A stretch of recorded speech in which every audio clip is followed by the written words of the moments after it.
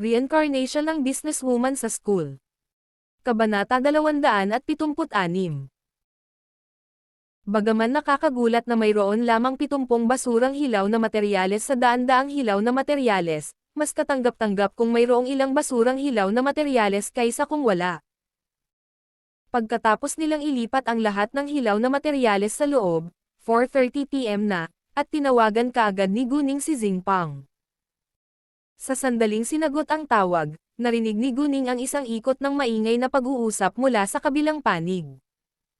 Ang ilang mga tao ay nagsasalita tungkol sa colorful jade provider.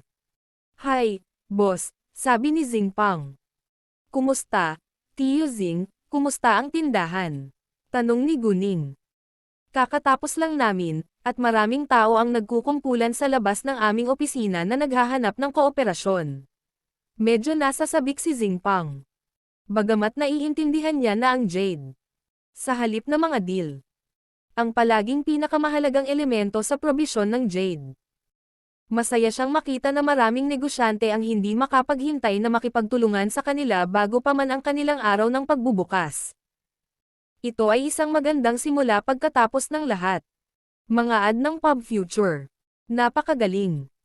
Sabihin mo lang sa kanila na magsisimula kaming magbigay ng jade mula bukas. Maaari silang pumunta at tingnan sa hapon. At ngayon kailangan mong dalhin ang 2 manggagawa para magputol ng mga hilaw na materyales sa Hengyuan Factory area sa lalong madaling panahon, utos ni Guning. Walang problema, sagot ni Xingpang. Pagkatapos, si Xingpang kasama ang 2 manggagawa ay nagmaneho patungo sa Hengyuan Factory area. Sa pahinga, sinabi ni Guning kina Gao Yi at Qiaoya, si Xingpang ang mamamahala sa aking jade provider, at 17 araw na lang ang pagdiriwang ng bagong taon. Malamang napupunta ako sa kabisera, at maaari kang manatili dito sa ngayon para tulungan si Xingpang.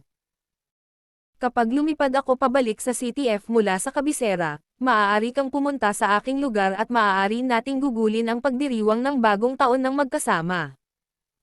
Nang marinig iyon, parehong naantig sina Gao Yi at Qiaoya. Muntik na silang umiyak. Sa katunayan, maraming beses nang magkasama ang dalawa sa pagdiriwang ng bagong taon at wala itong pinagkaiba o espesyal sa mga karaniwang araw, ngunit namiss nila ang pakiramdam ng tahanan. Bigla na lang silang inanyayahan ni Guning na pumunta sa kanyang lugar para ipagdiwang ang pagdiriwang ng bagong taon ngayong taon kasama ang kanyang pamilya. Sina Gao Yi at Qiaoya ay nasa sabik at puno ng pag-asa, ngunit nag-aalala sila na maaabala nito ang pamilya ng kanilang amo. Sa pag-iisip niyan, tinanong ni Qiaoya si Guning, "Boss, magiging abala ba ito?" "Hindi talaga. 5 lang ang tao sa pamilya ko, namely nanay, tita, tito, pinsan ko at ako. At ngayon pareho kayong sumusunod sa pangunguna ko, kaya natural dapat kasama mo ako. Mag-aayos ako ng mga takdang aralin para sa akin. Sa iyo pagkatapos ng pagdiriwang ng bagong taon," sabi ni Guning. "Oo naman," sumang-ayon sina Gao Yi at Qiaoya. Bago dumating si Xingpang at ang 2 manggagawa, si Guning ay nagsimulang maghiwa-hiwalay ng mga hilaw na materyales. Tinuruan din niya sina Gao Yi at Qiaoya kung paano maghiwa ng mga bato para matulungan nila siya. Bagamat kakaunti lang ang mga taong marunong magputol ng bato, walang intensyon si Guning na kumuha ng maraming manggagawa dahil gusto niya itong manahimik. Ang 2 manggagawang iyon ay matagal nang nagtatrabaho para kay Xingpang. Kaya sila ay mapagkakatiwalaan, ngunit kung sakaling manggahas silang labagin ang kanyang mga patakaran, parurusahan sila ni Guning ng walang pag-aalinlangan. Siyempre, binalaan na niya noon pa man. Ito ang unang pagkakataon na sina Gao Yi at Qiaoya ay naghiwa-hiwalay ng mga bato, ngunit sa kanilang namumukod tanging pagkatuto at kakayahan, hindi nagtagal ay nagawa nila ito ng maayos. Mga ad ng Pub Future. Gumuhit muna si Guning ng mga linya para sa kanila, at ang kailangan lang nilang gawin ay putulin ang susunod sa mga linya. Makalipas ang 20 minuto, dumating si Xingpang. Nagkita na sila noon nang bigyan ni Guning si Xingpang ng tulong noong isang araw. Ang isa sa dalawang manggagawa ay nasa 50 anyos, habang ang isa naman ay nasa 40 anyos. Ang matanda ay tinawag na Li Quansheng at ang nakababata ay tinawag na Zhang Jinguang. Pareho silang nagtatrabaho para kay Xingpang nang hindi bababa sa 7 taon. Sinabi ni Xingpang kina Zhang Jinguang at Li Quansheng tungkol sa ginawa ni Guning kahapon, at pareho silang nagulat nang malaman na napakabata pa ni Guning.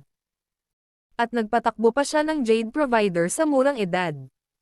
Sa pangkalahatan, kinikilala na ang Jade ay napakahirap makuha, lalo na ang mataas na kalidad na Jade. Sa makatuwid, ang Jade ay palaging naubos sa loob ng maikling panahon. Bakit sobrang tiwala ni Guning? Gayunpaman, madaling naayos ni Guning ang gulo kung saan kasali ang Qinggang, kaya naniwala sila na hindi simple si Guning. Pagkatapos ng pagpapakilala ni Xingpang, binati ni Li Quansheng at Zhang Jinguang si Guning ng may malaking paggalang, "Ikinagalak kitang makilala, boss. Ikinagalak ding makilala kayong dalawa." Magalang na sabi ni Guning, ngunit sinadya niyang magsuot ng seryosong mukha para ipaalala sa kanila na bagamat bata pa siya pa rin ang amo nila. Ang inaugural na pag-upload ng kabanatang ito ay naganap sa pamamagitan ng N0V3LB1N. Pagkaraan ng 1 segundo, idinagdag ni Guning, "Hayaan mo akong maging tapat sa iyo. Kung loyal ka sa akin, tretuhin kita ng maayos at bibigyan kita ng mataas na sweldo sa industriyang ito. Gayunpaman, kung maglakas loob kang ipagkanulo ako, babayaran mo ang iyong ginawa." Malinaw na banta ni Guning. Parehong natakot sina Li Quansheng at Zhang Jinguang, dahil naramdaman nila na si Guning ay isang gumagawa, hindi nagsasalita. "Boss, huwag kang mag-alala. Nasa iyo ang aming katapatan." Agad na sinabi ni Li Quansheng at Zhang Jinguang. Sila ay mga matuwid na tao at dahil nagpasya silang sundin ang pangunguna ni Guning, hindi nila ipagkakanulo, kahit na siya ay binatilyo pa lamang. Bukod dito, naunawaan nila na may malakas na suporta si Guning. At sila ay mga ordinaryong mamamayan lamang, kaya natural na hindi sila nang ahas na kumilos laban sa kanya. "Mabuti," sabi ni Guning. Pagkatapos noon, sabay silang nagmamaneho papunta sa factory area. Hindi nagtagal, ginabayan sila ni Guning patungo sa gusali ng pabrika. Nang malapit na sila sa gusali ng pabrika, narinig nila ang ingay ng pagputol ng bato. Ang sound insulation ng factory building na ito ay hindi masyadong maganda, ngunit hindi rin masama. Kahit maingay, walang nakakarinig sa labas. Bilang karagdagan, ang mga pabrika ay palaging maingay. Umakyat sila sa ikalawang palapag, at napansin ang mga hilaw na materyales na nakalagay sa paligid sa lupa. May isang lalaki at isang babae na abala sa pagputol ng mga bato at maraming piraso ng jade ang naputol, na ikinagulat ng grupo ni Xingpang. Nang makita silang nabigla, ipinaliwanag ni Guning, "Masyado pang maaga para mabigla ka ngayon. Karamihan sa mga hilaw na materyales ay naglalaman ng jade, at kakaunti ang mga basurang hilaw na materyales. Mayroon din kaming mas maraming hilaw na materyales sa basement." Ano? Nang marinig iyon, mas nagulat sila. Wala sa kanila ang makapaniwala ngayon.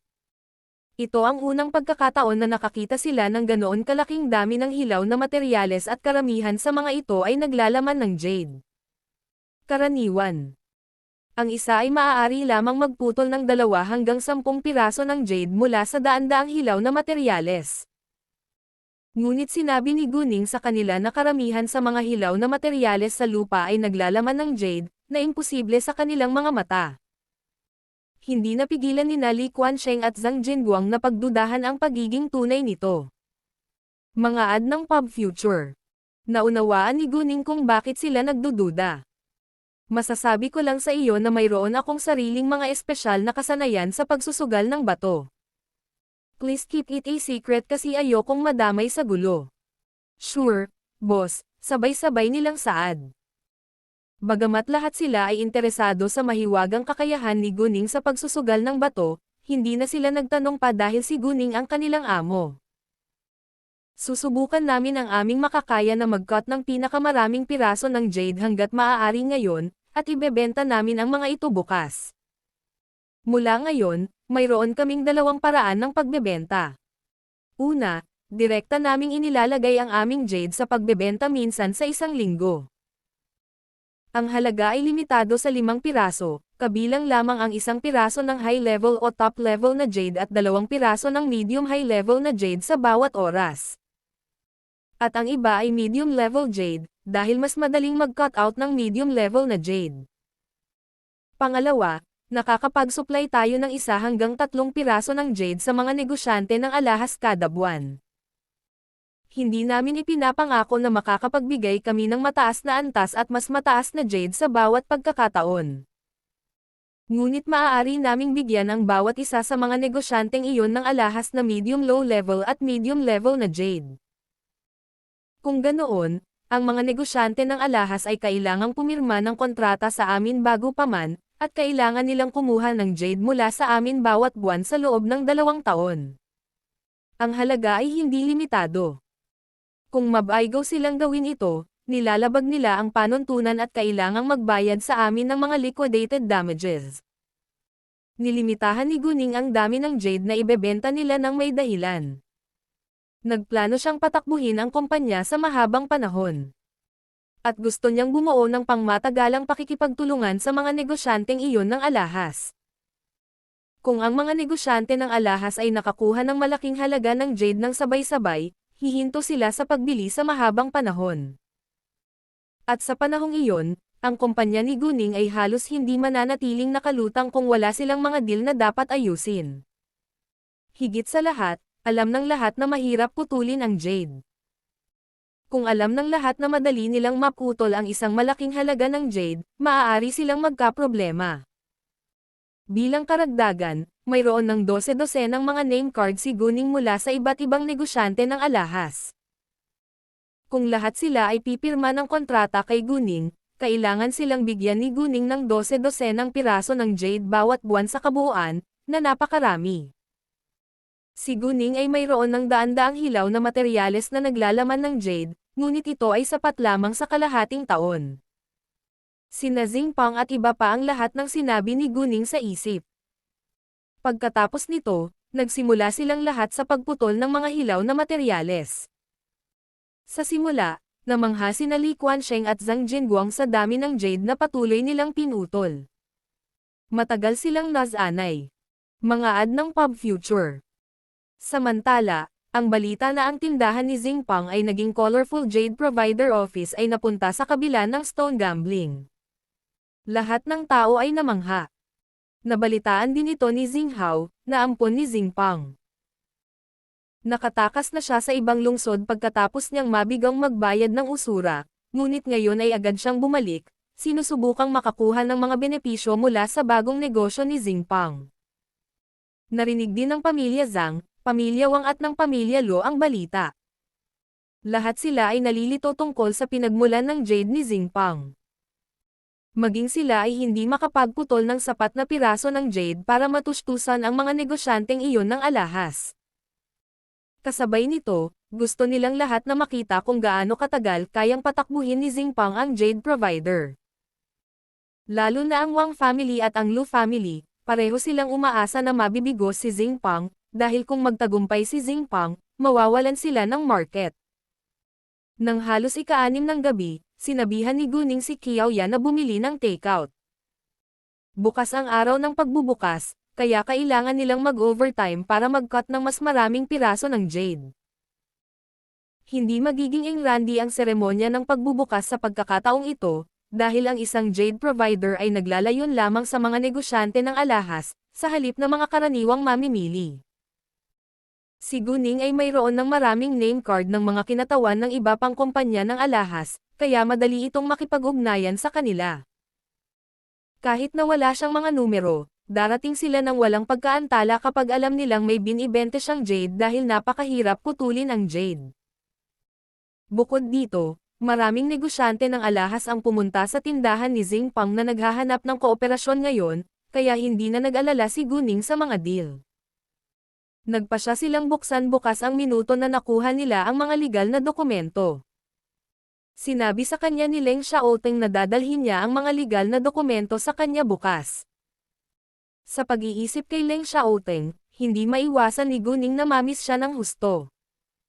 Bagamat alam niyang mahusay si Leng Xiaoteng, nag-aalala pa rin siya sa sarili nitong kaligtasan. Patuloy na pinutol ni Gao Yi, Qiaoya, Guning at iba pa ang mga hilaw na materyales hanggang alas 11 ng gabi. Gabi na, kaya sinabihan sila ni Guning na umuwi. Inilagay nila ang jade na kanilang ginupit sa isang safe at tanging sina Guning, Gao Yi, Qiaoya at Xingpang lang ang nakakaalam ng password nito. Si Gao Yi at Qiaoya ay mananatili sa City Teng ng mas matagal, kaya pansamantala silang mananatili sa factory building na ito. Ginawa rin itong mas maginhawa para sa kanila na magpatuloy sa pagtatrabaho sa mga susunod na araw. Natural na nasiyahan si Guning kung handa silang manatili sa gusali ng pabrika. Kung ganoon, maaari niyang mag-isa kasama si Leng Xiaoteng kapag bumalik ito. Kaya sa huli, bumalik si Guning sa hotel ng mag-isa. Bago umalis si Guning, pinaalalahanan niya si Xingpang at iba pa na ihanda ang kanilang mga 1-inch ID na para makapasa. Iminungkahi ni Xingpang na pauwiin si Guning, ngunit tinanggihan ito. Alam niyang mahusay si Guning sa kung fu at kaya niyang protektahan ang sarili niya, kaya hindi siya nagpumilit. Sumakay si Guning ng taxi at umalis mag-isa. Gayunpaman, habang nagmamaneho sa isang tahimik na kalsada, napansin niya na may 3 marangyang sasakyan at huminto sa gilid ng kalsada. May 7 lalaki at babae na nakatayo sa gilid. Itinulak ng isa sa mga babae ang isa pang babae, na kasing edad ni Guning, sa galit na paraan. Agad na nakilala ni Guning ang unang babae ay si Wang Xinyan. Gayunpaman, ang batang babae na itinulak ni Wang Xinyan ng buong lakas ay hindi man lang lumaban. Nanatili siyang tahimik at pinahintulutan ang marahas na pag-uugali ni Wang Xinyan. Kahit na sinampal siya ni Wang Xinyan, pinandilatan lang niya si Wang Xinyan, ngunit hindi pa rin lumalaban. Hindi ka ba magaling makipag-away? Bakit hindi ka lumaban? Kung maglakas loob ka, pipilitin kong umalis ang buong pamilya mo sa City Teng. Mayabang na sabi ni Wang Xinyan. Labis na hindi nasisiyahan si Guning na marinig iyon. Sinabihan niya ang taxi driver na huminto kaagad. Miss, sa tingin ko mas mabuting umiwas ka dito. Hindi huminto ang taxi driver, ngunit hinikayat si Guning na huwag silang pansinin. Actually, walang ginawang masama yung taxi driver. Hindi naman obligasyon ng lahat na tumulong sa iba sa lansangan kung tutuusin. Ihinto ang sasakyan, malamig na sabi ni Guning. Medyo natakot ang driver at biglang huminto ang taxi. Mga ad ng Pub Future. Dahil napagpasyahan na ni Guning na tulungan ang babae, hindi siya magsisi. Miss, sinubukan pa rin ng taxi driver na pinigilan si Guning na masaktan. Gayunpaman, hindi siya pinansin ni Guning at naglabas ng 50 yuan bill na ibinigay sa kanya. Nang hindi humihingi ng sukli, binuksan ni Guning ang pinto ng kotse at naglakad papunta sa grupo ng mga lalaki at babae. Walang ibang sinabi ang taxi driver, bagkus ay umalis na ito. Kung saan bumaba si Guning sa kotse ay 10 metro lang ang layo sa kanila, kaya nakita nila sa sandaling bumaba siya. Lalo na si Wang Xinyan, hindi siya nasisiyahan sa sandaling nakilala niya si Guning. Sinubukan niyang saktan si Guning sa pamamagitan ng pagkuha ng mga hudlom para salakayin siya, ngunit nabigo. Nagbanta pa si Guning na ipaghihiganti ang sarili sa kanya. Nairita si Wang Xinyan, ngunit hindi naniniwala na magagawa ito ni Guning. Bukod dito, labis siyang nagseselos kay Guning dahil sa kanyang pambihirang gwapong kasintahan. Hindi talaga alam ni Wang Xinyan ang background ni Guning, ngunit dahil nagpakita siya ng mag-isa at nag-iisa, nagpasya si Wang Xinyan na atakihin siya muli. Ano? Gusto mo bang makisali? Tiningnan ni Wang Xinyan si Guning sa masamang paraan. Paano kung sabihin kong oo? Sabi ni Guning. Well, pagbayaran mo ang katangahan mong desisyon.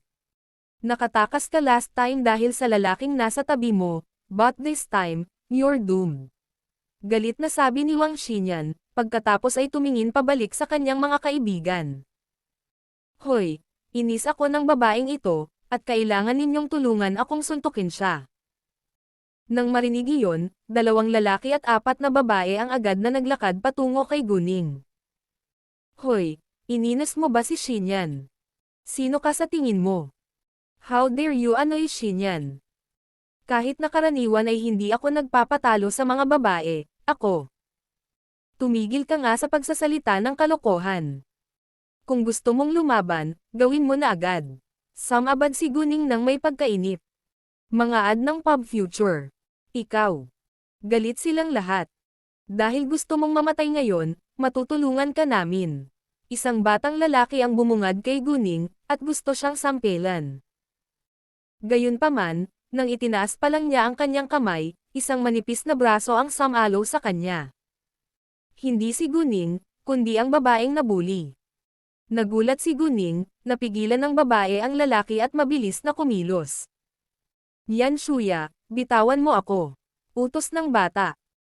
Ang batang babae, na ang pangalan ay Yan Shuya, ay nanatiling tahimik, ngunit hinawakan ng mahigpit ang kamay ng batang lalaki. Yan Shuya, how dare you? Hindi ka ba natatakot na ang buong pamilya mo ay mapipilitang umalis sa City Teng? Galit na banta ni Wang Xinyan. Hindi pa rin umimik si Yan Shuya, ngunit ibinuka ni Guning ang kanyang bibig at sinabi kay Yan Shuya, kung nag-aalala ka na masangkot sa gulo, maaari kang umatras at ipaubaya sila sa akin. Masasabi ni Guning na natuto si Yan Shuya ng Kung Fu, at mas mahusay siya kaysa sa mga ordinaryong tao sa Kung Fu. Sa tingin mo ba makaka-address ako sa kaguluhang ito? Malungkot na tanong ni Yan Shuya bago niya sinipa ang tiyan ng bata. Bumagsak ang bata sa lupa at napaungol sa sakit. Hindi na ito kinaya ni Yan Shuya. Bagamat talagang natatakot siya sa pamilya Wang, tumanggi siyang walang katapusang ipahiya ni Wang Xinyan. Ang lakas ng loob mong sipain si Fei. Nagulat ang iba sa biglaang reaksyon ni Yan Shuya. Ang pamilya ni Yan Shuya ay nagpapatakbo lamang ng isang maliit na kung fu club, at halos hindi maihahambing sa pamilya Wang. E ano ngayon? Galit din si Yan Shuya. Pagkatapos noon, tumakbo ang mga lalaki at babae na iyon para lusubin si Yan Shuya. Kung wala ang tulong ni Guning, si Yan Shuya lang ang makakayanan silang lahat, ngunit hindi tatabi si Guning at walang gagawin, kaya agad niyang tinulungan si Yan Shuya. Sa loob ng ilang segundo, binugbog silang lahat ni Guning at Yan Shuya sa lupa. Ikaw, si Wang Xinyan ay nagalit at nasasaktan, ngunit hindi niya sila kayang talunin. Wang Xinyan, alam kong may impluwensya ang pamilya mo sa City Teng, kaya matagal ko nang pinahintulutan ang ugali mo, pero hindi ka tumitigil.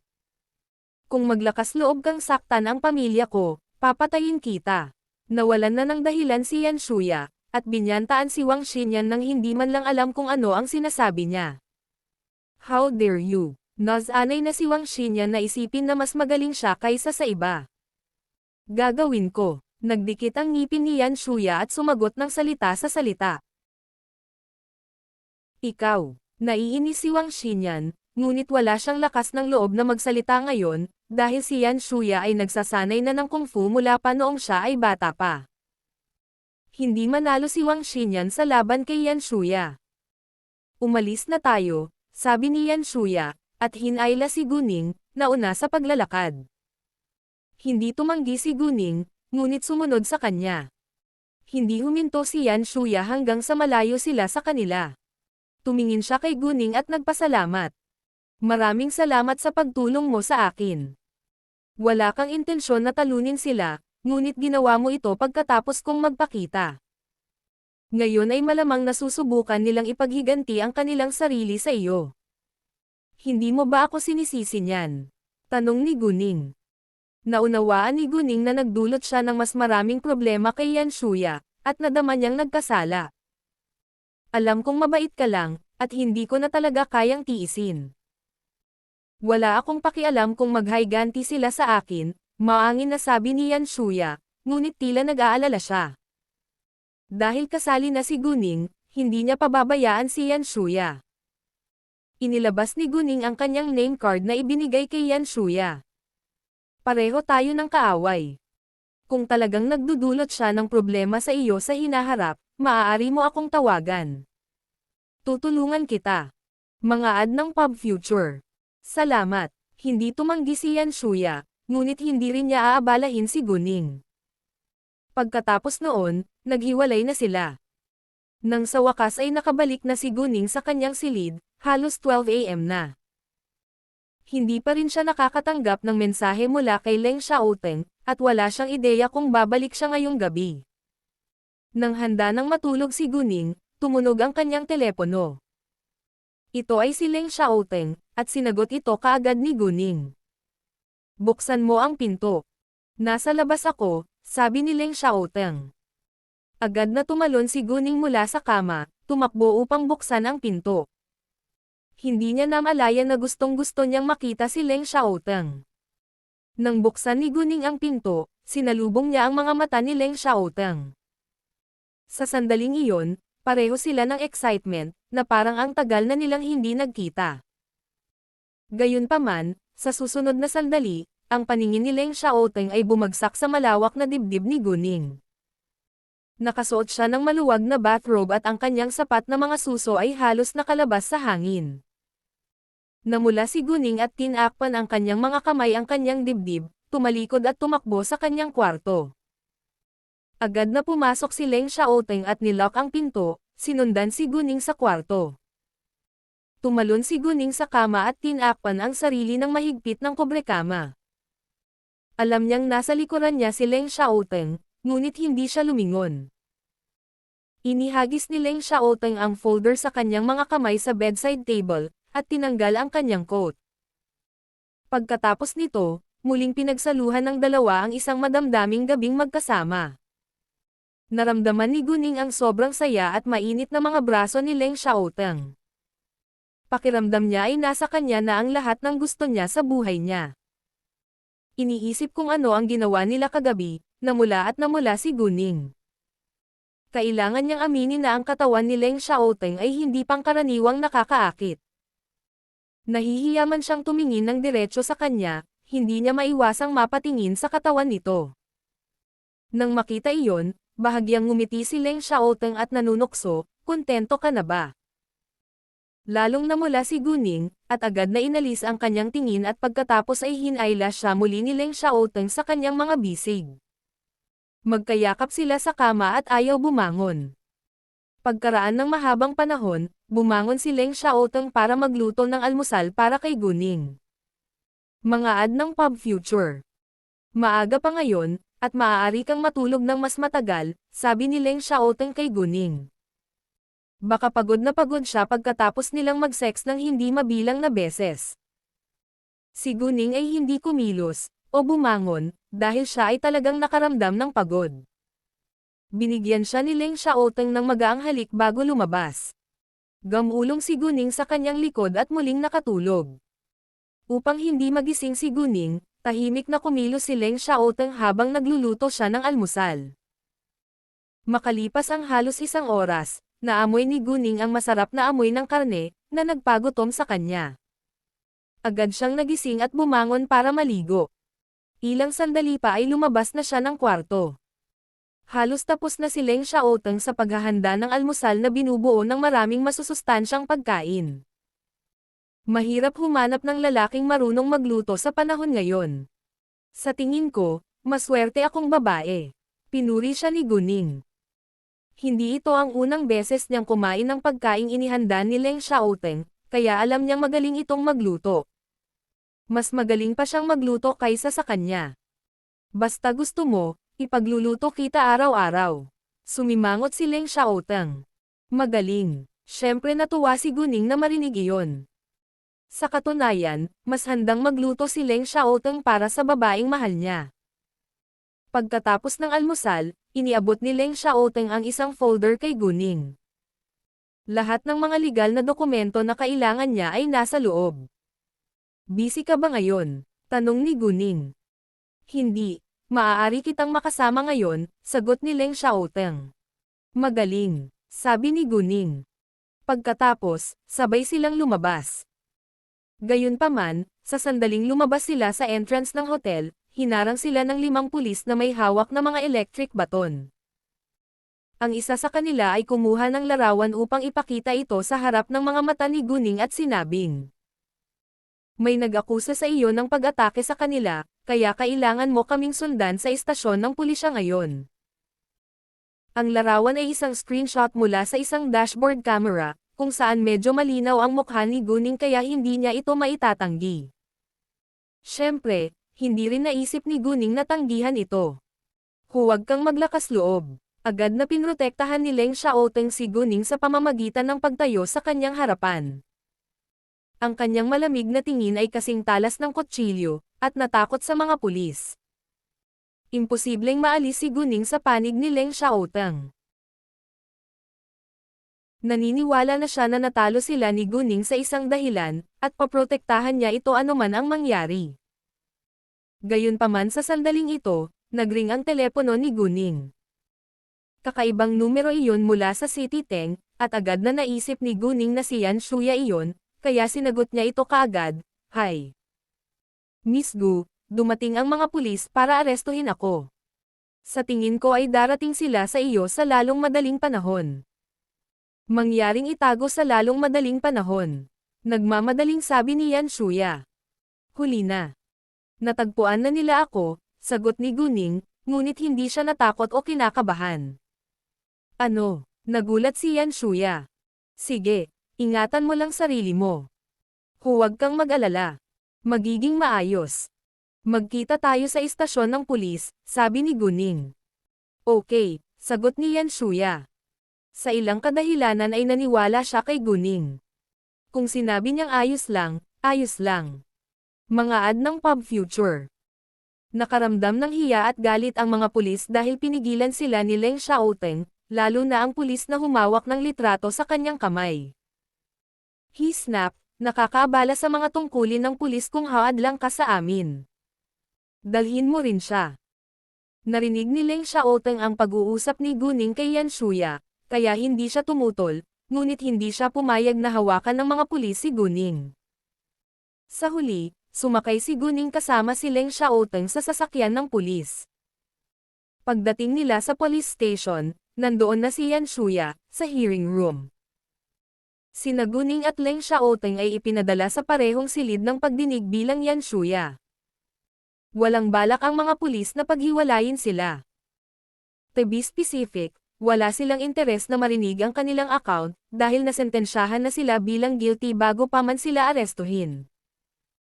Nadismaya si Yan Shuya nang pumasok si Gunning, dahil akala niya ay tutulungan siya ni Gunning, ngunit ngayon ay pareho silang nagkakaproblema. Sinabi sa kanya ni Gunning na magiging maayos na ito, ngunit mukhang mas malala na ito ngayon. Gayunpaman, hindi sinisisi ni Yan Shuya si Gunning. Sa halip, naramdaman niyang wala siyang magawa. Napansin ni Gunning na medyo nadismaya si Yan Shuya, ngunit wala siyang pakialam dahil wala talaga siyang ginawa hanggang ngayon. Samantala, pumasok ang isang pulis na nasa early 30s. Siya ang pinuno ng police station na ito, at tinawag na Wang Jilin. Siya ay isang malayong pinsan ng pamilya Wang. Bagamat isa lamang siyang malayong pinsan ng pamilya Wang, igalang din siya ng iba dahil sa impluwensya ng pamilya Wang. Gagawin ni Wang Jilin ang lahat para mapasaya ang pamilya Wang. Naglakad siya papunta sa mesa na may mga piraso ng papel sa kanyang mga kamay, at hinampos ng malakas ang mga papel dito. "Pirmahan mo." Sinulyapan ito ni Gunning. Sinabi ng mga piraso ng papel na iyon na sila ay nagkasala ng pambubugbog ng mga tao. Hanggat sila ay pumirma, ang krimen ay maitatag, at sila ay masentensyahan ng kalahating taon sa bilangguan. Itinakda ng Artikulo 9 ng Law on Public Security Administration punishment na para sa mga paglabag sa mga gawi sa pamamahala ng pampublikong seguridad na dulot ng mga hindi pagkakaunawaan ng sibil o pinsala sa ari-arian ng ibang tao. Ang organisasyon ng pampublikong seguridad ay maaaring mamagitan kung hindi ito malubha. Kung ang mga partido ay nagkasundo sa pamamagitan ng pampublikong organisasyon ng seguridad, hindi sila mapaparusahan. Gayunpaman, kung ang pamamagitan ay nabigo upang maabot ang isang kasunduan o nabigo upang matupad ang kasunduan, Ang pampublikong organisasyon ng seguridad ay dapat, alinsunod sa mga probisyon ng batas na ito, magpataw ng mga parusa sa mga lumabag sa pamamahala ng pampublikong seguridad. Ipapaalam nila sa mga partido na maaari silang magsampa ng kasong sibil at ibigay ito sa Korte ng Bayan ayon sa batas. Gayunpaman, ang mga taong iyon ay bahagyang nasaktan kagabi sa labanan, na hindi naman malubha. At ang istasyon ng pulisya ay hindi nagnilay-nilay. Sa halip, gusto nilang hatulan si Guning kasama si Yan Shuya sa bilangguan sa lalong madaling panahon. Naunawaan ni Guning na dapat iyon ang utos ng pamilya Wang. Mga ad ng Pub Future. Ang pamilya ni Yan Shuya ay halos hindi maihahambing sa pamilya Wang sa City Teng. At hindi nila alam ang background ni Guning o Leng Xiaoteng, kaya ginawa nila ang lahat ng gusto nila. Bukod pa rito, hindi sila naniniwala na may malakas na suporta sina Guning at Leng Xiaoteng. Napansin ito ni Guning na kawili-wili, at tinanong niya ang pulis, sigurado ka ba na ang istasyon ng pulis na ito ay may karapatan na direktang hatulan kaming makulong? E ano ngayon? Alam mo ba kung sino ang inis mo? Ang pamilya Wang ay isa sa mga pinakamaimpluwensyang pamilya sa City Teng, at magagawa nila ang anumang gusto nila sa lugar na ito, nanunuya si Wang Jilin. Talaga? Paano kung tumanggi kaming pirmahan ito? Kalmadong tanong ni Guning gaya ng dati. Sa tingin mo kaya mong labanan? Mayabang na tanong ni Wang Jilin. Well, sa tingin ko wala kang kakayahan na pilitin kaming pumirma, malamig na sabi ni Guning bigla. Tingnan natin. Galit si Wang Jilin. Agad niyang inilabas ang kanyang electric baton, itinutok ito kay Guning, at sinubukan itong pagbabantaan.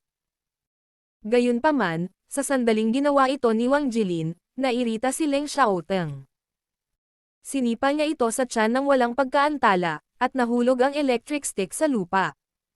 Leader Wang, lahat ng ibang pulis sa silid ay agad na tumayo, hawak ang kanilang mga electric baton at itinutok sila kay Leng Xiaoteng, na parang lalaban. Inakala ni Yan Shuya na si Leng Xiaoteng ay isa sa mga pulis sa simula, ngunit sa kanyang pagtataka, si Leng Xiaoteng ay kasama ni Guning. Hindi niya namalaya na napakagwapo pala ni Leng Xiaoteng hanggang ngayon matapos niya itong tingnan ng malapitan. How dare you attack the police? Sigaw ni Wang Jilin kay Leng Xiaoteng sa galit.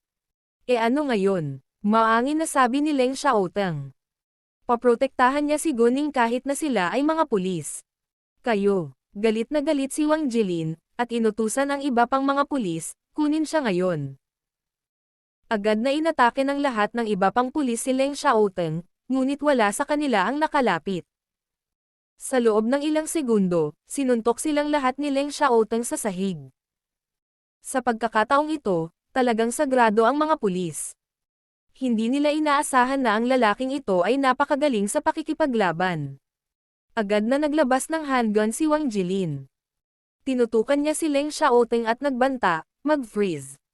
O babarilan kita.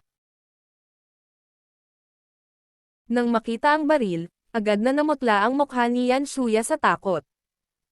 Bagamat alam niya ang kung fu at hindi siya takot makipaglaban, ayaw niyang mapatay ng baril.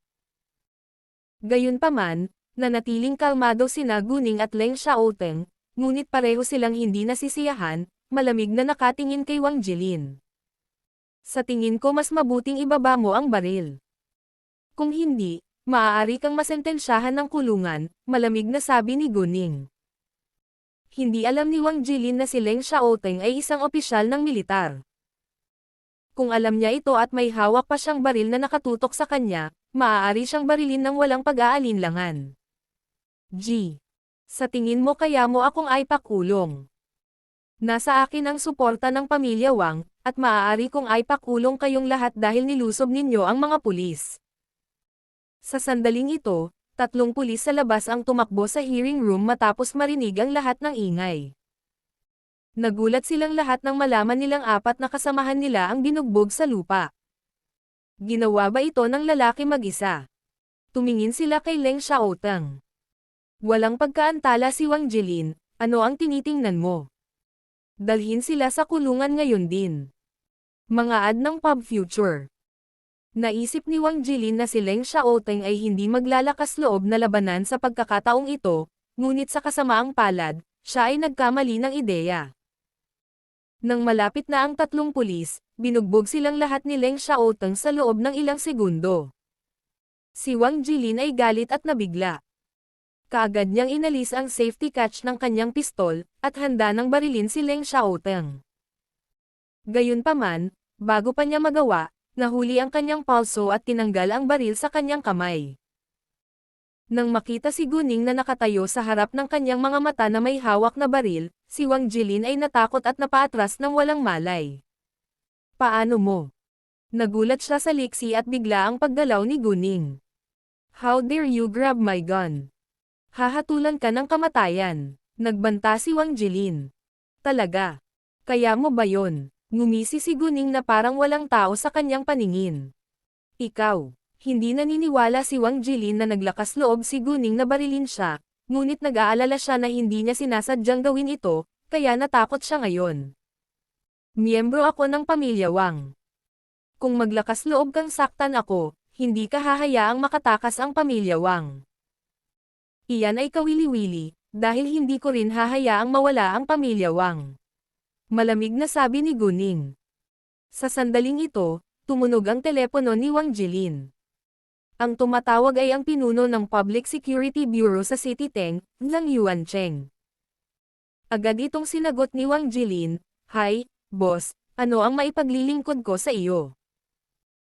Sa sandaling natapos ni Wang Jilin ang kanyang pangungusap, sumigaw si Zhang Yuancheng sa kabilang panig, "Wang Jilin, hinuli mo ba ang isang lalaki at dalawang babae ngayon? Kung ginawa mo, hayaan mo na sila kaagad, baka matanggal ka sa trabaho." Nanginginig sa takot si Wang Jilin, at biglang tumingin kina Leng Xiaoteng, Guning at Yan Shuya. Umungol si Zhang Yuancheng sa telepono, kaya lahat ng tao sa hearing room ay narinig ang kanyang utos, at lahat sila ay natarante pati na rin namangha. Sino sila? At bakit personal na tumatawag ang pinuno ng Public Security Bureau para palayain sila?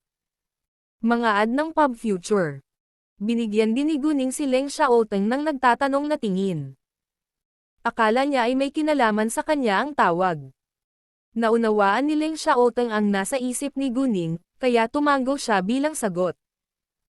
Ang unang pagkakataon ng pagiging available ng kabanatang ito ay nangyari sa N0V3L, Bin. Boss, pwede ko bang tanungin ang mga pangalan? Tanong ni Wang Jilin habang nanginginig ang boses. Kahit na siya ay miyembro ng pamilya Wang, siya ay isang malayong pinsan lamang, kaya wala siyang posisyon na maging mayabang sa harap ng sinuman. Bukod dito, si Zhang Yuancheng ay hindi lamang ang kanyang boss, ngunit mayroon ding malakas na suporta. Kung tatanggalin siya ni Zhang Yuancheng, hindi siya tutulungan ng Wang family. Si Wang Jilin ay snobbish, ngunit alam niya kung kailan dapat sumuko. May inaresto ka bang iba ngayon? Umungol muli si Zhang Yuancheng. Wala talaga siyang ideya tungkol sa mga pangalan ng mga ito, dahil hindi sinabi sa kanya ng kanyang amo ang mga detalye, ngunit inutusan lang siyang paalisin sila ngayon din. Ang isang away ay hindi isang malaking bagay sa aktwal na katotohanan, ngunit sa pagkakataong ito si Wang Xinyan, na anak ng Wang family ay nasangkot. At determinado ang pamilya Wang na parusahan si Guning. Walang nang ahas na pigilan sila.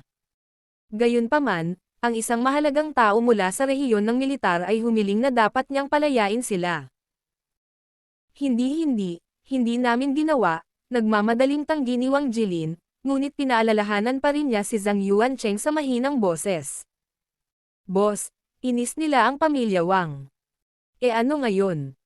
Hayaan mo silang umalis ngayon din. Nawalan ng pasensya si Zhang Yuancheng. Agad na napagtanto ni Wang Jilin na ang tatlong tao na inaresto niya ngayon ay kailangang mas maimpluwensyang kaysa sa pamilya Wang. Bagamat hiniling sa kanya ng pamilya Wang na itapon sila sa bilangguan, kailangan niyang sundin ang utos ni Zhang Yuancheng ngayon. Iiwan siya ng pamilya Wang kapag nagbago pa rin ang sitwasyon. Matapos niyang ibaba ang tawag kay Zhang Yuancheng, ganap na nagbago ang saloobin ni Wang Jilin kay Leng Xiaoteng. Well, I'm so sorry about what we've just done and said. Please umalis ka na kung gusto mo. Hindi pinili ni Guning si Wang Jilin, ngunit diretsong umalis. Nang wala na sila, tinawagan ni Wang Jilin si Wang Hongming nang walang pagkaantala. Tito Wang, nanginginig pa rin sa takot ang boses ni Wang Jilin. Kamusta na? Naayos mo na ba? Maangin na tanong ni Wang Hongming, na parang isang pirasong cake lang. Sa kanyang mga mata, walang maaaring kumilos laban sa pamilya Wang sa City Teng. Ikinalulungkot ko, Tio Wang. Ang pinuno ng Public Security Bureau ay personal na tumawag at hiniling na palayain natin sila, paghingi ng paumanhin ni Wang Jilin. Ano? Tinawagan ka ni Zhang Yuancheng ng personal para palayain sila. Ano ang relasyon nila ni Zhang Yuancheng? Nagalit kaagad si Wang Hongming. Wala akong ideya. Pinunasan ni Wang Jilin ang pawis sa kanyang noo. Alam ba ni Zhang Yuancheng na inis nila tayo? Mayabang na tanong ni Wang Hongming, na para bang ang pamilya Wang ay hindi malalabag. Alam niya, pero wala siyang pakialam. Sa tingin ko, kailangang may maimpluwensyang figure sa kanila, sabi ni Wang Jilin. Nang marinig iyon, hindi nasiyahan si Wang Hongming, ngunit ang kanyang mga kamay ay nakatali rin sa kasong iyon. Well, gagawa ako ng ibang paraan. Hindi nasisiyahan si Wang Hongming, ngunit hindi niya sinisi si Wang Jilin. Pagkatapos noon, binaba na niya ang tawag. Gamaan ang loob ni Wang Jilin na hindi siya sinisisi ni Wang Hongming. Si Wang Xinyan ay nakatayo mismo sa tabi ni Wang Hongming. Nang marinig niyang nabigo ang kanilang plano, tumanggi siyang sumuko. Lolo, mangyaring huwag hayaan silang makawala dito ng ganoon kadali. Sige, pangako hindi ko gagawin. Bagamat naramdaman ni Wang Hongming na hindi simple si Guning, sinubukan pa rin niyang ipagtanggol ang dignidad ng pamilya Wang. Sa simula, binalak ni Wang Hongming na tulungan si Wang Xinyan na parusahan sila. Ngunit ngayon ay ginagawa niya ito para sa kanyang sarili, dahil nakaramdam siya ng kahihiyan na walang magagawa ang pamilya Wang tungkol dito. Mga ad ng Pub Future. Pagkaalis ng grupo ni Guning sa istasyon ng pulisya, muling sinabi ni Guning kay Yan Shuya na maaari niyang tawagan siya kung may mangyari, dahil hindi susuko ang pamilya Wang ng ganoon lang. Samantala, ang pamilya Wang ay lubos na inis kay Guning sa pagkakataong ito. Kahit na gusto nilang sumuko, hindi sila papayagan ni Guning na makatakas dito. Pagkatapos ng nangyari ngayon, sina Yan Shuya at Guning ay nasa iisang bangka na ngayon. Malinaw na naunawaan ni Yan Shuya na hindi niya kayang panindigan ang pamilya Wang, o hindi niya matitiis ang pang-aapi ni Wang Xinyan ng matagal. Sa kabutihang palad, mayroon siyang suporta ngayon ni Guning, kaya mas handa siyang makipag-ugnayan sa kanya. Halos 12 PM na bago na-resolba ang problema. Sumakay sina Guning at Leng Xiaoteng ng taxi pabalik sa hotel pagkatapos ay nagmaneho sila papunta sa factory building sa inuupahang kotse ni Leng Xiaoteng. Pagbalik nila sa hotel, nagulat ang mga receptionist nang makita silang ligtas na nakabalik, dahil nabalitaan nilang kasali ang anak ng Wang family. Ang pamilya Wang ay isa sa 4 na pinakamaimpluwensyang pamilya sa City Teng. Kung masusuntok nila si Miss Wang at ligtas pa rin sila, kailangan nilang maging mas maimpluwensyang kaysa sa pamilya Wang. Habang papunta sila sa factory building, nagpadala si Guning ng mensahe kay Kay. Gusto niyang hanapin nito ang ilegal na pag-uugali at ebidensya ng Wang family sa lalong madaling panahon. Hanggat makukuha niya ang katibayan ng ilegal na pag-uugali ng pamilya Wang, madali niyang mapaalis ang mga ito. Hindi naniniwala si Guning na walang ginawang ilegal ang pamilya Wang. Nang dumating sina Guning at Leng Xiaoteng sa factory building, abala ang lahat sa pagtatrabaho. Naaipak nila ni Guning ang jade na naputol at inilipat nila ito sa kanilang tindahan. Pagkatapos, hiniling niya kay Xingpang na magpadala ng mga mensahe sa mga kinatawan ng mga kumpanya ng alahas. Magdaraw sila ng auction bandang 2 PM sa Colorful Jade Provider. 1 oras at kalahati pa naman mula 2:00 ng hapon, kaya napagdesisyonan nilang kumain muna ng tanghalian bago sila bumalik sa tindahan. Pagkatapos ay pumunta sina Gao Yi at Qiao Ya para bumili ng takeout para sa kanila. Minarkahan ng NF Euro Rapture ang paunang pag-host ng kabanatang ito sa NF Euro LSN.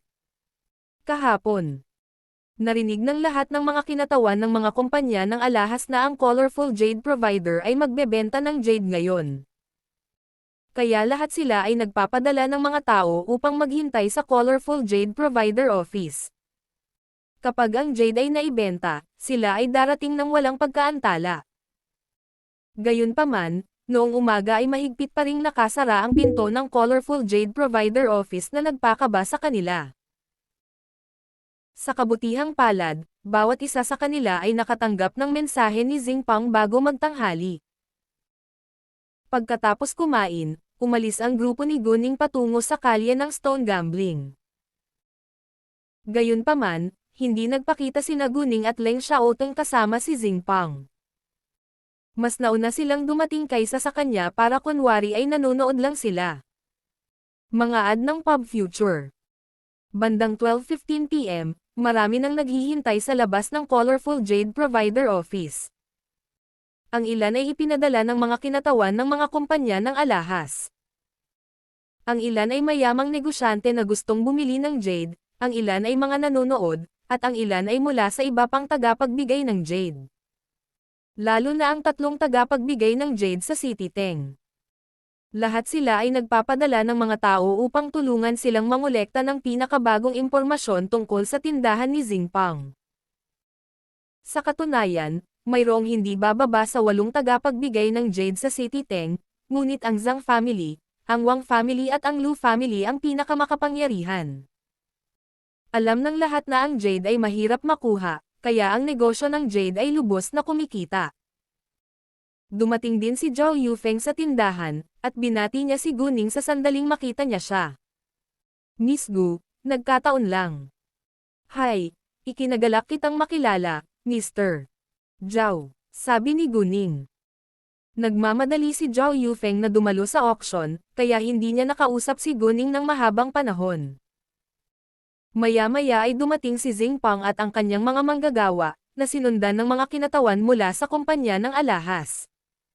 Pagkatapos ay inayos ni Xingpang na maupo sila.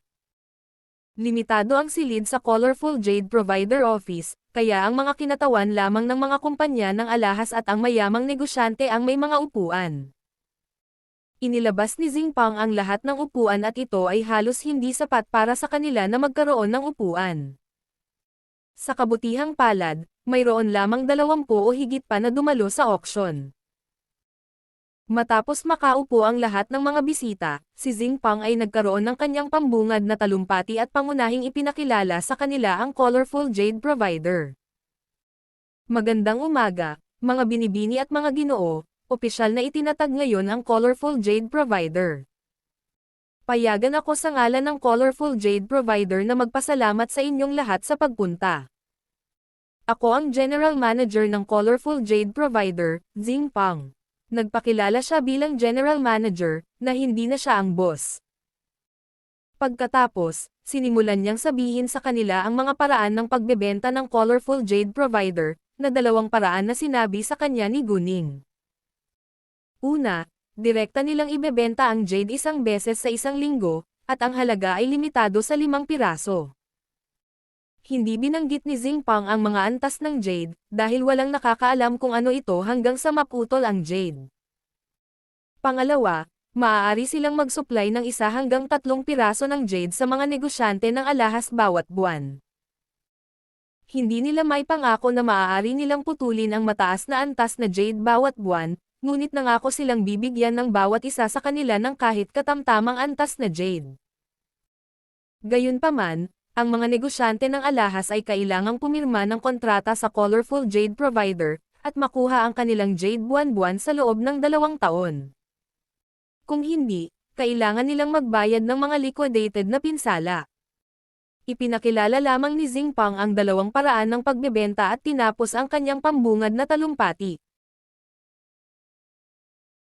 Dahil nagpapatakbo si Guning ng isang jade provider, bumili din siya ng maraming hilaw na materyales na naglalaman ng medium-low level na jade. Ang ENYE 00V Euro ELSA 1N ang nag-host ng premiere release ng chapter na ito. Ang ikalawang paraan ng pagbebenta ay magandang balita sa bawat isa sa mga negosyanteng iyon ng alahas, dahil lahat sila ay nag-aalala tungkol sa tuloy-tuloy na supply ng jade. Kung si Xingpang ay nakapagbigay ng jade para sa kanila bawat buwan, mas handa silang makipagtulungan sa kanya. At kahit na hindi sila makakakuha ng maraming piraso ng jade buwan-buwan, ito ay mas mahusay kaysa sa wala. Maraming mga negosyante ng alahas at mga kinatawan ng mga kumpanya ng alahas ang nasasabik na pumirma ng isang deal kay Xingpang, ngunit, mayroon din silang mga pagdududa. Manager Xing, sigurado ka bang makakapagbigay ka ng jade para sa amin bawat buwan? May nagtanong. Sumagot si Xingpang. Hindi ko maipapangako na magkakaroon ng jade na ibebenta bawat linggo, ngunit tinitiyak ko sa iyo na bawat kliyente na pumipirma ng kontrata sa amin ay makakakuha ng jade bawat buwan. Sa dami naman, depende. Mga ad ng Pub Future. Malinaw na alam ni Xingpang na ang mga hilaw na materyales sa kanilang gusali ng pabrika ay sapat para sa kalahating taon. Sa pambihirang kakayahan ni Guning sa pagsusugal na bato, hindi sila nag-alala. Bilang karagdagan, mayroong maraming iba pang mga lungsod at Burma kung saan maaaring bumili si Guning ng mga hilaw na materyales. Gayunpaman, sa labas, dapat silang maging mababa ang susi. Alam nating lahat kung gaano kahirap magtanggal ng jade mula sa mga hilaw na materyales. Manager Xing, bakit kumpiyansa ka na makakapagbigay ka ng jade sa amin ng tuloy-tuloy sa loob ng 2 taon? Tanong ng isa pang tao. Eksakto, may koneksyon ba ang Colorful Jade provider sa Queen of Jade? May nagtanong. Sa katunayan, marami ang may parehong iniisip. Ang Reyna ng Jade ay sikat na sa kanyang pambihirang kakayahan sa pagsusugal ng bato. Kung ang Colorful Jade provider na ito ay may malapit na koneksyon sa kanya, ito ay talagang makakapagbigay sa kanila ng jade sa mahabang panahon. Bagamat ito ang katotohanan, upang hindi magdulot ng anumang gulo kay Guning, maitatanggi lamang ito ni Xingpang. Walang kinalaman ang kumpanya namin sa Queen of Jade. Mayroon kaming sariling mapagkukunan ng jade, kaya huwag mag-alala tungkol dito. Maaari naming pirmahan ang kontrata at kung hindi kami makapagbigay ng jade para sa iyo, babayaran ka namin ng kabayaran ayon sa kontrata. Nang marinig nila iyon, naunawaan ang lahat na ito ay isang patas na negosyo at ang Colorful Jade provider ay maaasahan. Nang makitang wala na silang ibang tanong, idinagdag ni Xingpang, opisyal na itinatag ngayon ang Colorful Jade provider, kaya maglalagay kami ng 10 piraso ng jade para sa auction. Sa sandaling ipahayag ni Xingpang ang balita, lahat ay tuwang-tuwa, at ang auction ay lalong tumitindi. Sa 10 piraso ng jade, mayroong 3 medium-low level, 2 medium level, 2 medium-high level, 2 high level at 1 top level. Bagamat nagputol sila ng higit sa 10 piraso ng jade, 10 lang ang inilagay ni Guning para sa auction. Sa huli, ang 10 piraso ng jade ay naibenta sa halagang 630 milyong yuan sa kabuuan. Pagkatapos ng auction, ang Colorful Jade provider ay lubos na kilala sa City Teng. Ngayon ay mayroon ng kapital si Guning na mahigit 3 bilyong yuan, at nagawa niya ang kanyang pinlano kanina. Mga ad ng Pub Future. Nagkunwari si Guning na siya ay isang manunood lamang mula sa simula hanggang sa huli, at hindi niya inilantad ang kanyang relasyon sa Colorful Jade provider. Hindi pumasok sina Leng Xiaoteng at Guning hanggang matapos ang auction at wala na ang lahat ng negosyante ng alahas. Gayunpaman, nang kakausapin na ni Guning si Xingpang, biglang tumakbo ang isang binata sa tindahan at sinigawan si Xingpang, "Tatay, bakit hindi mo sinabi sa akin na kumikita ka na? Nauubusan na ako ng pera, kaya bigyan mo ako ng ilang milyong yuan para matulungan ako." "Nako, kumita ka ng 630 milyong yuan ngayon, at dapat mong bigyan ako ng kahit kalahati lang yan." Tinanguan ito ng binata, na para bang sa kanya ang pera. Ang binatang ito na tinawag ni Xingpang na kanyang ama ay si Xinghao. Nang makita si Xinghao, nagalit na si Xingpang, kaya matapos marinig ang kanyang sinabi, lubos siyang nagalit. Sina Guning at Leng Xiaoteng ay hindi rin nasisiyahan. Jinghao, lumabas ka na. Mula ngayon, wala ka nang gagawin sa akin, at hindi na kita bibigyan kahit isang sentimo. Binatukan ni Jinpang si Jinghao sa sobrang galit. Napagpasyahan na ni Jinpang na putulin ang koneksyon niya kay Jinghao. Si Jinpang ay mabait, ngunit hindi siya pipi. Masyadong maraming beses sinaktan ni Jinghao ang kanyang damdamin, at halos masira ang kanyang negosyo. Maaari siyang mamatay ng dahil sa kanya. Hinding-hindi niya mapapatawad si Jinghao, at bigyan siya ng pera. Si Jinpang ay walang tungkulin na suportahan si Jinghao kung tutuusin. Ano? Ako lang ang anak mo. Ang pera mo ay pera ko. Kung hindi mo ako bibigyan, hindi kita aalagaan kapag matanda ka na. Nagbanta si Jinghao, dahil noon pa man ay naniniwala siyang kinukupkup siya ni Jinpang para sa layuning maalagan siya sa kanyang katandaan. Sa kasamaang palad, nagkamali siya.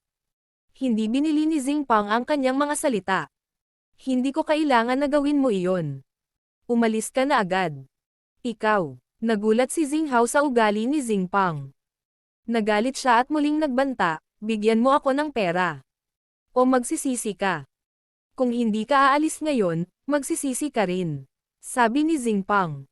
Ikaw. Pinandilatan ni Jinghao si Jinpang, na para bang kakainin siya ng buhay. Pansamantalang tumayo sina Guning at Leng Xiaoteng, dahil gusto nilang makita kung sisirain ni Jinpang si Jinghao gaya ng dati. Kung sumuko si Jinpang, iiwan siya ni Guning, dahil masisira ni Jinghao ang kanyang kumpanya. Jinghao, hayaan mong sabihin ko sa iyo ang totoo. Hindi sa akin ang jade provider na ito, kaya hindi rin akin ang pera. Sinira mo ang negosyo ko at wala akong masyadong pera. I don't need you to repay me, which is the most I can do. Hindi na kita anak, at huwag kalimutang hinahanap ka pa rin ng tiyanggang. Kung maglakas loob kang saktan ako o ang tindahang ito, malamang namamatay ka sa kalye, dahil may malapit na relasyon ang amo ko sa tiyanggang. Nagbabala si Jinpang. Bagamat tinalikuran na niya si Jinghao, ayaw pa rin niyang gumawa ng katangahan at mamatay para dito. Ito ang huling bagay na gagawin niya para kay Jinghao. Nang marinig ang tungkol sa tiyanggang, agad na nawalan ng lakas si Jinghao. Kabanata 284. Talagang narinig na ito ni Jinghao. Alam niya na ang tindahan ni Jinpang ay may suporta ng tiyanggang ngayon. Ngunit naisip niya na ituturing pa rin siya ni Jinpang bilang kanyang anak. Bibigyan siya ng pera at babayaran ang kanyang utang, kaya bumalik siya nang marinig niya na kumikita si Jinpang ng malaking halaga. Pera. Kung hindi, mas lalo lang siyang tumakas. Nag-alinlangan sandali si Jinghao, ngunit umalis pa rin sa dulo. Boss, pasensya na po, agad na humingi ng tawad si Jinpang kay Guning nang wala na si Jinghao. Tito Jing, ayos lang, ngunit umaasa ako na maaari mong ipagpatuloy ito, sabi ni Guning. Hindi karapat-dapat si Jinghao ng kabaitan at simpatiya. Naiintindihan ko, sagot ni Jinpang. Napagpasyahan na niyang maging matapang sa harap ni Jinghao. Pagkatapos ay umakyat si Guning sa opisina sa ikalawang palapag, na sinundan ni Jinpang. Pipirma na sana sila ng kontrata.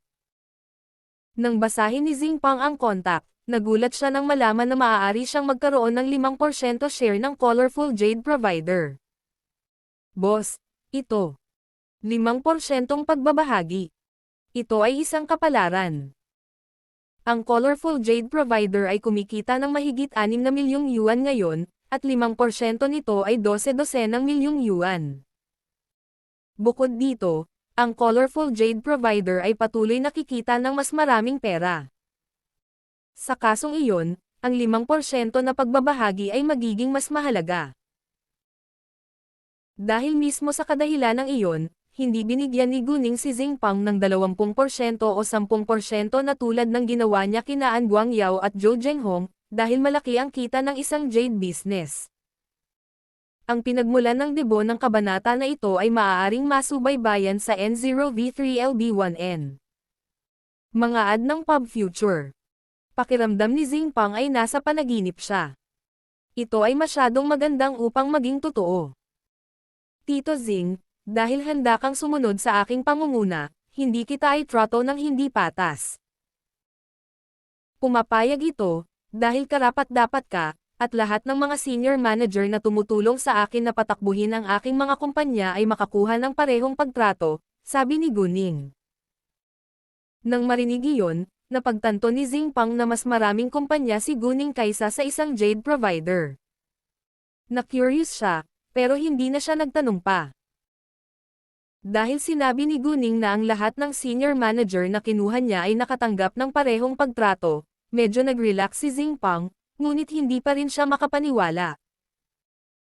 Sa wakas, pinirmahan ni Xingpang ang kontrata at sinabi sa kanyang sarili na kailangan niyang pangasiwaan ng maayos ang jade provider na ito upang hindi mabaigo si Guning. Pagkatapos noon, umalis si Guning at Leng Xiaoteng, habang si Qiaoya at Gao Yi ay malayang gumawa ng sarili nilang pagsunod.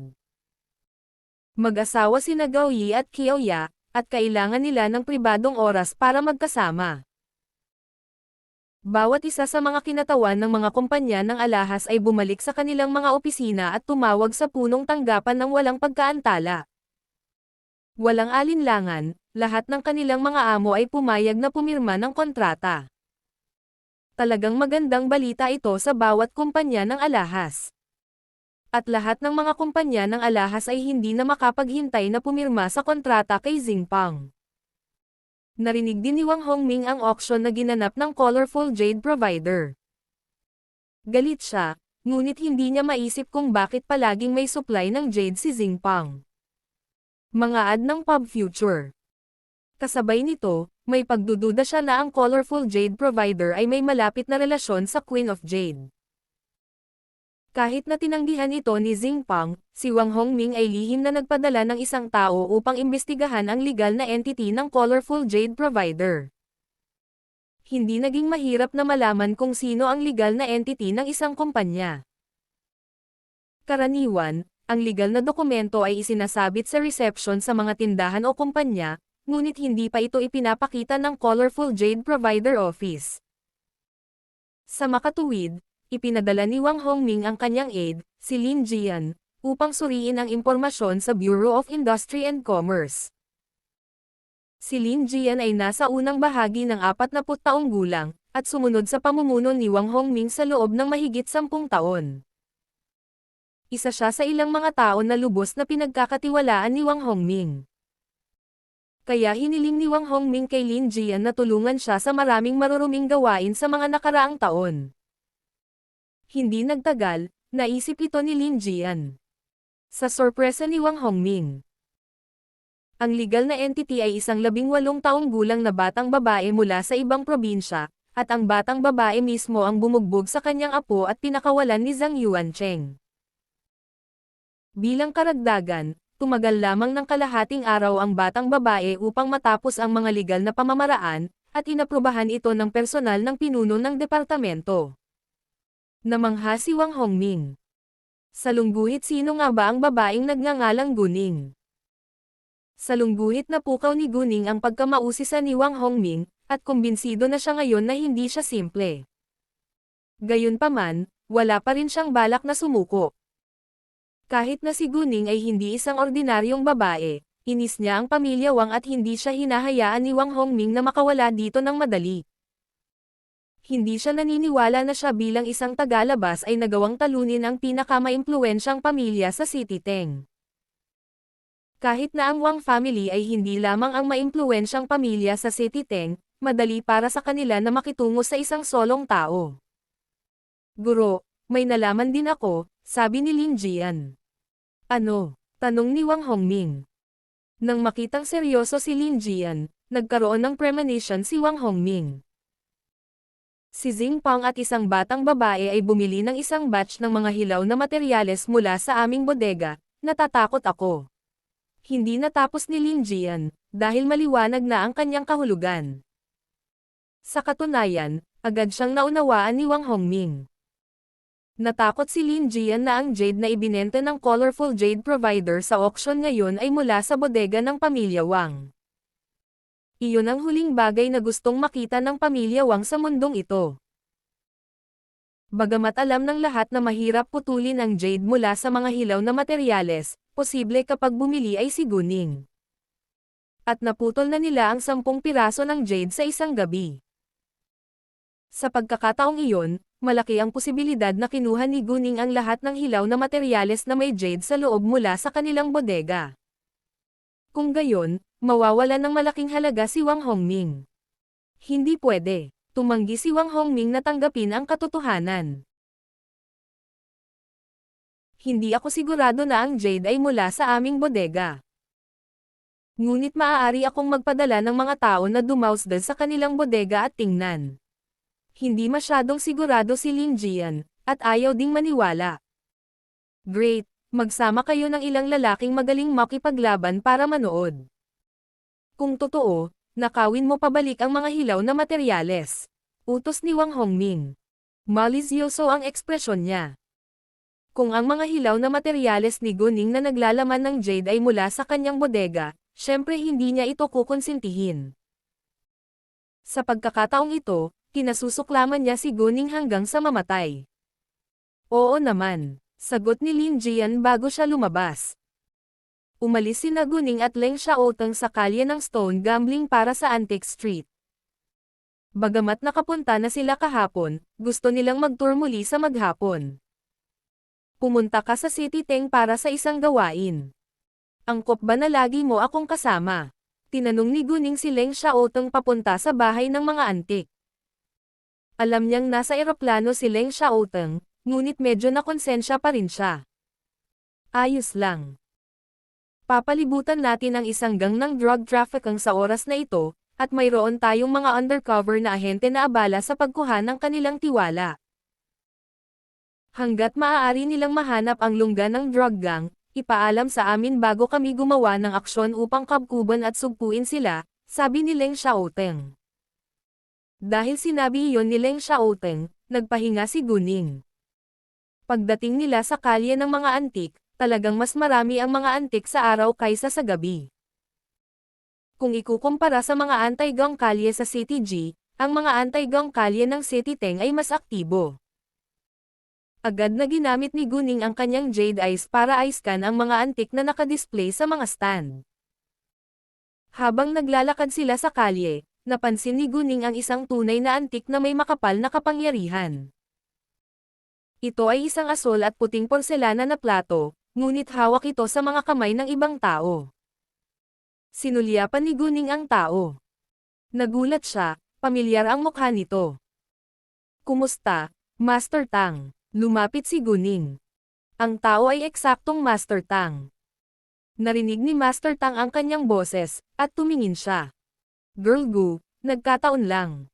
Si Master Tang ay nasa sabik na makilala si Guning. Malaki ang pagkakahawig ni Guning sa kanyang anak, si Tang Yunfan, kaya't si Master Tang ay nagkaroon ng hindi maipaliwanag na intimacy sa kanya. Bilang karagdagan, iniligtas ni Guning ang kanyang buhay at siya ay may isang mahusay na karakter, na naging dahilan ng pag-iisip ni Master Tang sa kanya. Mga ad ng pub future. Ang paningin ni Master Tang ay nahulog kay Leng Xiaoteng. Akala niya ay parang pamilyar ang lalaki, ngunit hindi niya maalala kung saan sila nagkita noon. Ito ay, tanong ni Master Tang kay Guning. Oh, ito ang boyfriend ko, si Leng Xiaoteng, pagpapakilala ni Guning.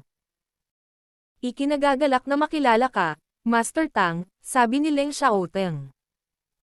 Kinagagalak kong makilala ka rin. Si Master Tang ay isang sophisticado, matalinong tao, kaya naramdaman niya kaagad na hindi simple si Leng Xiaoteng. Bagamat si Guning ay 18 taong gulang pa lamang ngayon, kumilos siya bilang isang mature na babae, kaya hindi naisip ni Master Tang na hindi nararapat na mag-boyfriend at girlfriend ang dalawa. Namimili ka ba ng mga antik, Master Tang? Tiningnan ni Guning ang asol at puting porselana na plato sa kanyang mga kamay. Ito ay isang mahalagang bagay, at hindi alam ni Guning kung si Master Tang ay maswerte lang o kung siya ay isang dalubhasa.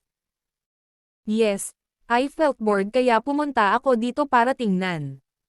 Sa tingin ko ay mukhang masarap ang plato na ito, ngumiti si Master Tang. Ngunit pagkatapos ay lumapit siya sa mga tainga ni Guning at sinabing, sa totoo lang, hindi ko akalain na may mga tunay na antik dito.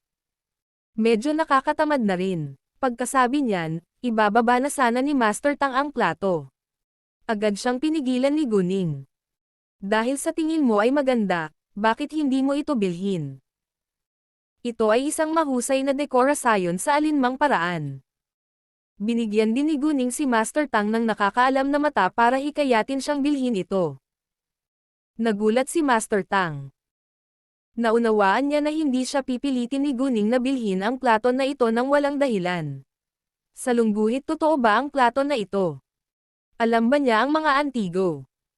Salungguhit na isip ni Master Tang sa kanyang sarili. Gayunpaman, paano siya nakakasigurado? Nang makitang nalilito si Master Tang, muling tumanggaw si Guning sa kanya. Nagulat at na-curious si Master Tang, ngunit hindi ito ang tamang oras para itanong. Dahil sinabi sa kanya ni Guning na bilhin ito, gagawin niya ito. Ito ay mura pagkatapos ng lahat. Alinsunod dito, sinabihan ni Master Tang ang kanyang bodyguard na si Tang Wen na bayaran ang pera. Mga ad ng Pub Future. Girl Gu, libre ka ba ngayon? Bakit hindi tayo sabay-sabay uminom ng tsaa? Inanyayahan ni Master Tang. Oo naman. Naunawaan ni Guning kung bakit sila inimbitahan ni Master Tang, kaya hindi siya tumanggi. Pagkatapos noon, sinundan ni Guning at Leng Xiaoteng si Master Tang, naglalakad sa isang pribadong silid ng kalapit na tea house. Sa sandaling nasa pribadong silid sila, tinanong ni Master Tang si Guning, Girl Gu, bakit sigurado kang totoo ang plato na ito? My instinct, sagot ni Guning. Ano? Ang iyong instinct? Bahagyang hindi nasisiyahan si Master Tang. Tila, hindi siya nasiyahan sa sagot. Lagi namang tama ang instinct ko. Kung hindi ka naniniwala, maaari kang pumunta sa isang eksperto at ipasuri ito, mahinahong sabi ni Guning. Ano man ang mangyari, tatayain ito ni Master Tang. Nagsimula na silang kumain ng tsaa habang nagkukwentuhan. Nanatiling tahimik si Leng Xiaoteng, ngunit hindi man lang nainip o hindi komportable. Hanggat kasama niya si Guning, nakaramdam siya ng kasiyahan kahit na nakaupo lang siya sa tabi nito. Sinubukan ni Master Tang na kausapin si Leng Xiaoteng sa simula, ngunit hindi nagtagal ay napagtanto niya na si Leng Xiaoteng ay hindi isang madaldal na tao. Kahit na si Master Tang ay mula sa isang maimpluwensyang pamilya, hindi siya mayabang, at nanatiling low profile. Siya ay palaging seryoso at mahigpit, kaya maraming tao, kabilang ang kanyang sariling pamilya, sa CTB, ang tao sa kanya. Gayunpaman, nang harapin niya si Guning. Napakabait niya, marahil dahil siya ang tagapagligtas ng kanyang buhay, o marahil dahil siya ay kaibig-ibig, o marahil dahil kahawig niya ang kanyang anak na pinakamamahal at pinakamamahal niya. Ang unang pagkakataon ng pagiging available ng kabanatang ito ay nangyari sa N0V3L, Bin. Ipinaliwanag ni Guning kalaunan, Master Tang, mangyaring huwag mo siyang pansinin. Hindi siya kailanman mahilig magsalita. Haha, ayos lang. Walang pakialam si Master Tang. Gayunpaman, hindi mo kailangang tawagin akong Master Tang sa lahat ng oras. I don't feel close to you kung tawagin mo akong ganyan. Kung ayaw mo, maaari mo akong tawaging Lolo Tang.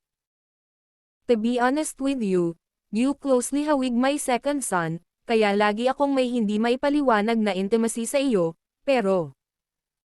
Sa pagsasalita tungkol dito, si Master Tang ay bumantong hininga ng husto at mukhang malungkot. Biglang nakaramdam ng kakaiba si Guning. Salungguhit hawig ko ang pangalawang anak ni Master Tang. Si Master Tang ay may hindi maipaliwanag na intimacy sa akin. Mayroon bang anumang koneksyon?